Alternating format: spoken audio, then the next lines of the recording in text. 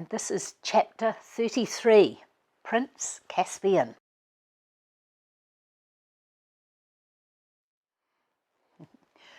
Hello friends, welcome back to Storytime at Riverwood Cabin. I'm Rosie Boom, this is EP, and we're reading from Where Lions Roar at Night, the first book in the Barn Chronicles series. And this is chapter 33, Prince Caspian.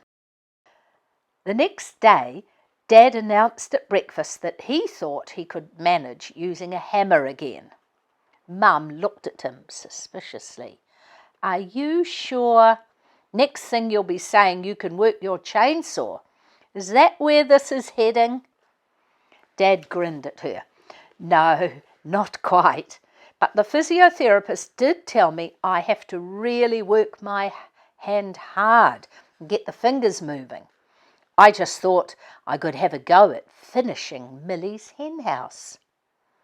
Millie's eyes shot to his face. She felt a flash of excitement shoot through her and then a feeling of dread. It's all right, Dad. I don't need a hen house. Of course you do. We need our fresh eggs, and the hen house is all but finished. We just need to put the window in and the roof on. That should be easy enough if I get a bit of help. I'll help, put in Samuel. Me too, said Kate, but Millie couldn't say anything. Great, said Dad. Let's get on to it as soon as school is finished. Millie couldn't concentrate at all that morning. She kept daydreaming about chickens and making lists of names for them. At last Mum said they could go outside and get started on the building, since she wasn't making much progress with them inside. Building a hen house is good learning, Mum. Millie gathered up her books and darted from the table. All that afternoon they helped Dad. They fitted the window and measured out lengths of tin for the roof. Dad growled at his clumsy fingers every now and then, but he was still a lot quicker than Millie or Sam at driving in a nail. When they'd finished nailing the roof and fitting the window, Dad told them that he wanted to put skids on the bottom so they could move it around easily. We don't need skids. All Millie wanted to hear was Dad say that it was finished. Yes, we do. It'll make it so much easier to transport. Don't worry. It won't take that long to do. Reluctantly, Millie helped him choose 2 long bits of timber and shape them up. At last, they stood back and admired their work. Millie felt so excited she could hardly breathe. The 4 nesting boxes looked so cute inside the house, and she could just imagine 4 plump chickens sitting in there on fresh hay, laying their eggs. Well done, team, said Dad. We did it. Well done, Daddy. Millie took his good hand and gave it a squeeze. He returned her squeeze with a smile. Right, let's get everyone out to help, and we'll attach it to the Jeep and tow it to where we want it. The skids worked beautifully. 10 minutes later, the hen house stood nestled under a grove of totras. What a cute hen house, said Mum. All it needs now is a lick of paint. Millie stood staring at it. I'll paint it a dark green. Sam and Jake will help me, won't you, boys? They both nodded eagerly. Millie gazed at it again. In her mind's eye, she could see a flock of chickens pecking and scratching around it, and the nesting boxes full of hens laying. Dad looked at her and smiled. I'm glad you like it. Millie spun around and gave him a hug. Like it, she squealed. I love it. The next day, Millie drove into town with Mum to do some shopping. They were on their way home when Millie grabbed Mum's sleeve and pointed to a set of shops. Look, Mum, the pet shop. Can we have a look in there today, please?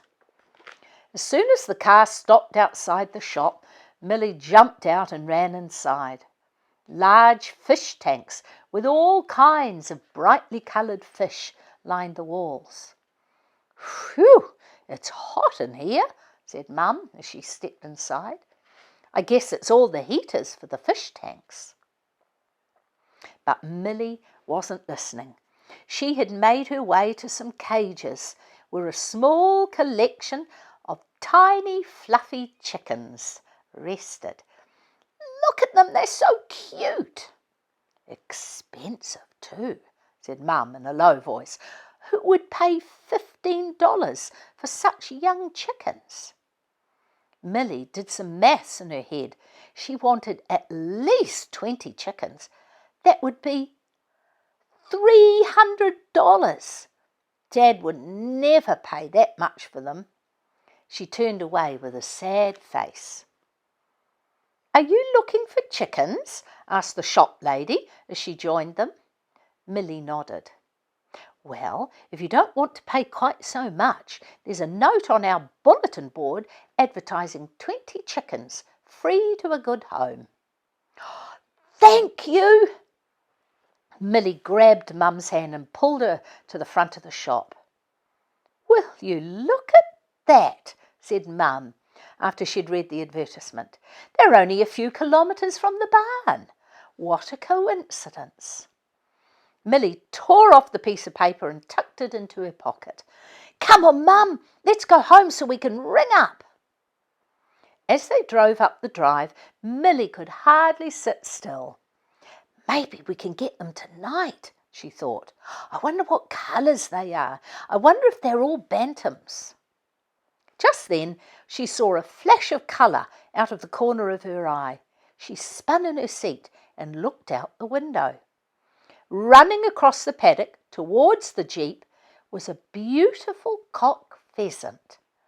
His body flashed gold in the sun, and his bright green and red head was stretched out as if he was just about to burst through the finishing tape at the end of a race.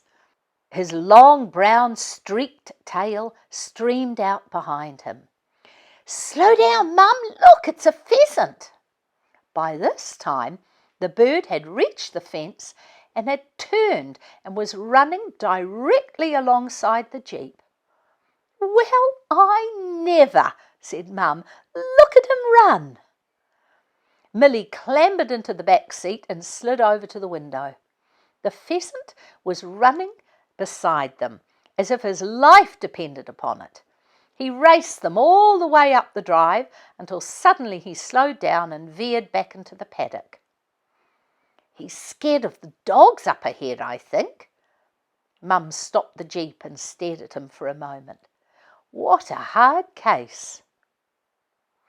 As soon as they pulled up outside the barn, Milly jumped out and ran to find Dad. "Dad, Dad, we've found some chickens!" Dad appeared out of his workshop. Milly ran to him and waved the piece of paper in front of his face. "We've found some chickens and they're free and they're right out here in the country somewhere nearby." Dad laughed and patted her arm. "Calm down and tell me all about it." Just then Mum joined them. Dad turned to her. "Why were you driving so slowly up the drive, Rose?" "Oh, you won't believe it. We were having a race with a beautiful pheasant." "Ah, Lee told me that one had been released out here the other day." Milly glanced at him. "What do you mean, released?" He looked at her. "You're not going to like this, Milly. He's a game bird.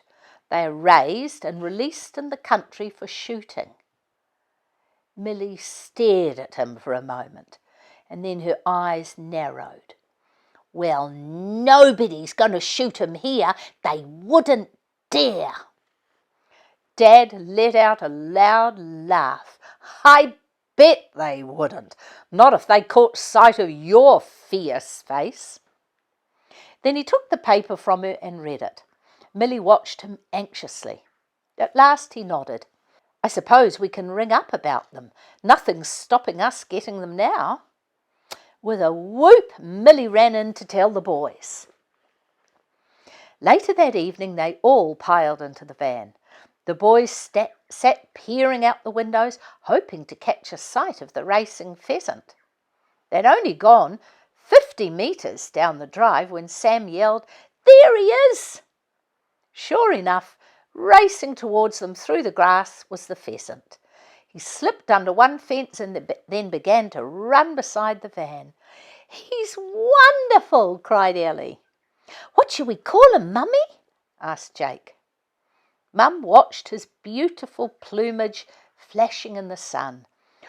"Oh, he needs a name, all right. He looks like a king, dressed up in royal clothes with all those beautiful reds and greens and golds." She was silent for a moment and then turned excitedly to look at the children. "I know! What about Prince Caspian?" "That's perfect!" cried Ellie. Dad laughed and shook his head. "Why on earth would you want to name a pheasant?" "Well, he's ours now," stated Milly, "and he needs a name, and I think Prince Caspian is perfect." "Fine," laughed Dad. "So be it. Don't let me stand in the name of Narnia." "Fine," laughed Dad. "So be it. Don't let me stand in the way of Narnia." They drove a few kilometres down the road and turned into a driveway. The owner of the chickens had told them they could come and have a look at the chickens that night, even though he wouldn't be there. If they liked them, he said he would box them up the next morning and they could come and get them when he got home from work. 10 collie dogs bounded to the fence and barked furiously at them. "What a lot of dogs," said Sam. "They must breed them." On the other side of the drive, a beautiful white pony stood watching them. Dad drove past. "The place is right at the end of this drive," he told them, "and it's a very long drive, apparently." They wound their way up into some steep hills covered with bush. The drive seemed to go on forever. "Boy, I wouldn't want to have the job of collecting the mail," said Josiah. Finally they turned a corner and saw the house. It was nestled amongst the bush and looked out over hills and valleys covered with native trees as far as the eye could see. "What a view," said Dad. But Milly was already out of the car, looking around, trying to find the chickens. At last she found them, following their mother around in a fluffy line, pecking at the dirt. "Boy, they're little," said Dad. Josiah flashed him a grin. "But they're free. That has to count for something." Milly watched them hurry away into some low bushes. Then she turned to Dad with shining eyes. "They're perfect, aren't they, Dad? Will you ring him tonight and tell him we'll come tomorrow?" Dad shrugged and then nodded. "I suppose so. But we don't know how many are roosters and how many are hens." "Who cares?" answered Milly. "We can sort them out later, once they've grown up a bit." "I care," said Dad, "because I've got a funny feeling I'll be the one that has to deal with any roosters. Remember the note you wrote to your rooster on the morning of his dispatch? 'Dear Rocky, I'm so sorry Daddy has to chop off your head. Love, Milly.' That made me feel really good." Milly did remember. But she didn't want to think that far ahead. All she knew was that tomorrow she was finally going to get her chickens.